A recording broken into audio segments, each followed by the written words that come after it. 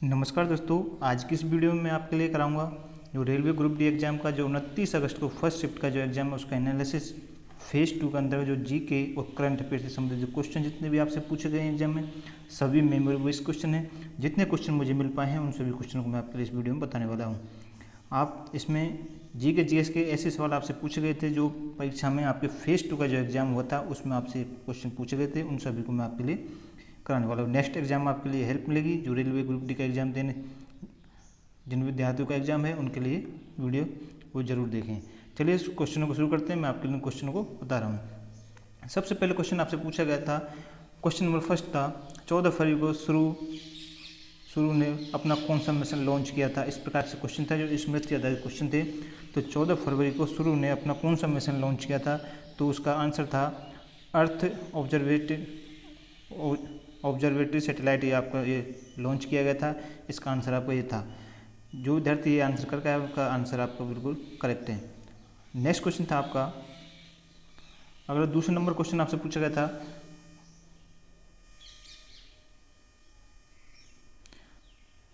था, दूसरा number question था कौन से साल में 1 फरवरी को बजट को प्रस्तुत किया गया था। आपसे पूछा गया था किस वर्ष में 1 फरवरी को जो बजट है आपका जो प्रस्तुत किया गया था, तो ये आपसे पूछा गया था। तो 2016 को इसे प्रस्तुत किया गया था। इसका आंसर आपका ये होता। बढ़ते हैं हम अगले क्वेश्चन की ओर। अगला क्वेश्चन था तीसरे नंबर क्वेश्चन आपसे पूछा गया था। क्वेश्चन था महेंद्रगिरी की पहाड़ियाँ कहाँ स्थित हैं। जीके से संबंधित क्वेश्चन था। ज्योग्राफी में क्वेश्चन पूछा गया था महेंद्रगिरी की पहाड़ियाँ कहाँ पर स्थित हैं, तो यह उड़ीसा के अंतर्गत स्थित हैं। ये आपका आंसर हो जाता। महेंद्रगिरी की पहाड़ियाँ कहाँ पर स्थित हैं, तो उड़ीसा में ये स्थित हैं। अगला क्वेश्चन है नेक्स्ट क्वेश्चन था क्वेश्चन खेलो इंडिया यूथ को हाल ही में किसने जीता। ये जो करंट अफेयर्स का जो लेटेस्ट में अभी उसमें आपसे पूछा गया था खेलो इंडिया यूथ को हाल ही में किसने जीता था, तो ये हरियाणा की टीम ने जीता था। तो ये आपको याद रखना किसने जीता था, हरियाणा के द्वारा से अपने नाम किया गया था। फोर्थ नंबर क्वेश्चन आपसे पूछा गया था। क्वेश्चन है ट्रांसमिशन वाले वायर किस चीज़ से बने हुए होते हैं। साइंस से क्वेश्चन था। ट्रांसमिशन वाले वायर हैं जो किस चीज़ से बने हुए होते हैं, तो वो कॉपर के द्वारा बनाए जाते हैं। ये आपको ध्यान रखना है, कॉपर के द्वारा उनको बनाया जाता है। फिफ्थ नंबर क्वेश्चन था, क्वेश्चन नंबर 5, इंदिरा गांधी ने भारत की करेंसी की वैल्यूएशन को कब कम किया था। जो इंदिरा गांधी ने भारत की करेंसी की वैल्यूएशन को कब कम किया था, उस सन के बारे में पूछा गया था। तो 1966 के अंतर्गत उसमें ये कम किया था। ये सन आपसे पूछा गया था। जीके के अंतर्गत जो आता है, स्टैटिक जीके के अंदर आपके क्वेश्चन पूछा गया था। अगला क्वेश्चन था 6 नंबर क्वेश्चन, भारत का ऐसा कौन सा इकलौता खिलाड़ी था जिसने विंटर ओलंपिक्स में भाग लिया था। आपसे पूछा गया था भारत का ऐसा कौन सा इकलौता खिलाड़ी था जिसने विंटर ओलंपिक्स में भाग लिया था। तो उस खिलाड़ी का नाम था आरिफ खान। ये नाम आपको ध्यान रखना है। उसका नाम था आरिफ खान के द्वारा इसमें इकलौता विंटर ओलंपिक्स में भाग लेने वाला खिलाड़ी जिन्होंने अपने नाम किया था। अगला क्वेश्चन था 7वां क्वेश्चन था। क्वेश्चन पूछा गया था 1990 में कौन सा एक्ट आता है। 1990 में कौन सा एक्ट आता है, ये आपसे आधुनिक भारत के अंतर्गत जो उसमें आपसे पूछा गया था। तो रॉलेट एक्ट इसके अंतर्गत आता है। आंसर नंबर आपका हो जाता है रॉलेट एक्ट, इसमें आपका सही आंसर होता।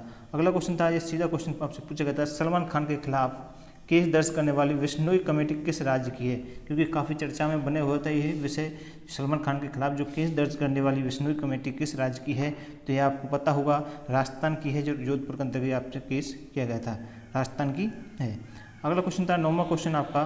क्वेश्चन पूछा गया था करेंसी को प्रिंट कराने की जिम्मेदारी किसकी होती है। इंपॉर्टेंट क्वेश्चन था ये, करेंसी को प्रिंट कराने की जिम्मेदारी किसकी होती है, ये आपसे पूछा गया था। तो यह जिम्मेदारी आरबीआई के अंतर्गत आती है। आरबीआई के अंतर्गत इसमें आती है। आरबीआई को यह जिम्मेदारी होती है, करेंसी को प्रिंट कराने की जिम्मेदारी आरबीआई के पास में होती है। अगला क्वेश्चन था 10वां क्वेश्चन है आपका। क्वेश्चन है गौतम बुद्ध को ज्ञान की प्राप्ति कहाँ हुई थी। गौतम बुद्ध को ज्ञान की प्राप्ति कहाँ हुई थी, तो यह बोध गया के अंतर्गत उन्हें ज्ञान की प्राप्ति हुई थी गौतम बुद्ध को। ये आपको ध्यान रखना है। ये क्वेश्चन आपसे पूछा गया था। नेक्स्ट आपसे एग्जाम में इससे संबंधित क्वेश्चन और पूछा जा सकता है।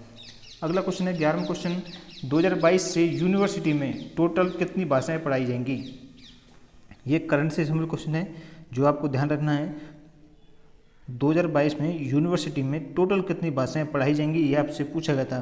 तो इसमें टोटल भाषा कि हिंदी, इंग्लिश, रीजनल लैंग्वेज को आपको इसमें पढ़ाया जाएगा। ये आपको आंसर इसमें हो जाएगा। ऑप्शन में क्या जाता है उस हिसाब से आपको इसमें ऑप्शन के हिसाब से इसमें करना था। तो इसमें हिंदी है, इंग्लिश है और रीजनल लैंग्वेज आपकी आती है, वो इसमें पढ़ाई जाएंगी। ये आपको दिया हुआ था। 12वां नंबर क्वेश्चन है क्वेश्चन क्या कह रहा था, क्रोमोजोम में कितने पेयर पाए जाते हैं। जो क्रोमोजोम है उसके अंदर कितने पेयर यानी कि जोड़े पाए जाते हैं, साइंस से संबंधित क्वेश्चन था। तो उसके अंतर्गत टोटल 23 पेयर इसमें पाए जाते हैं, 23 इसमें पाए जाते हैं, ये आपका सही आंसर हो जाता।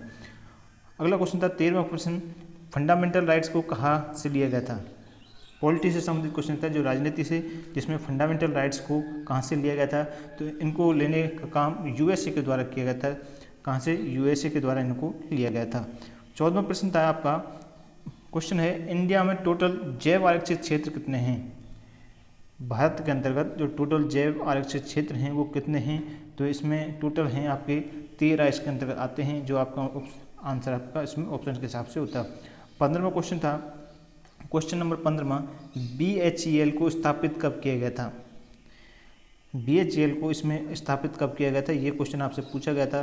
तो इसे स्थापित 1964 के अंतर्गत किया गया था, सन आपसे इसमें पूछा गया था इसके बारे में।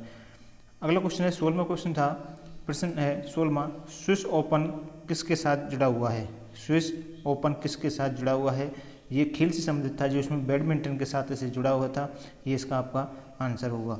17वां क्वेश्चन आपका जब पूछा गया था एग्जाम में, नीति आयोग के उपाध्यक्ष कौन हैं। नीति आयोग के उपाध्यक्ष के बारे में पूछा गया था, डॉक्टर सुमन बेरी इसमें आपका ऑप्शन में आंसर था।